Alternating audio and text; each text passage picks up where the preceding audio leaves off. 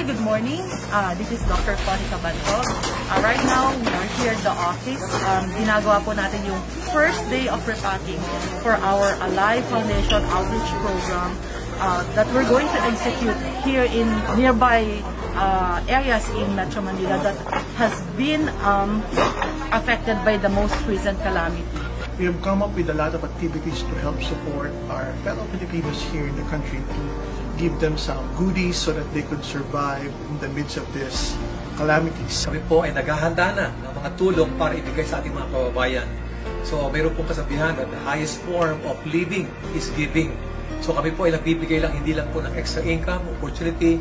Kami po ay nagbibigay din ng mga tulong, ng pag-asa. Some of our brothers and sisters all over the world are in unison with us in this endeavor by sharing their resources also, especially our brothers and sisters there in Africa, and we thank each and every one of you. Doon sa mga nag-donate, maraming pong salamat. Ito kung nakikita ninyo, ginagawa namin, malaki po kayong paga nito.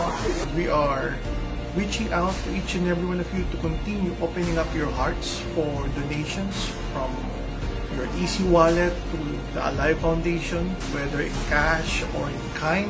We are open to accepting all of your donations so that we could further reach out to our fellow Filipinos who are badly devastated by this calamity. Aming pong inibitahan ang aming mga leaders and distributors na maging part kayo ng aming ginagawa ngayon sa Alive Foundation. This is the best time for everyone to really share what we have because this is a season of giving. We thank you for your continued support, and we still continue to support our fellow men in these times of trouble.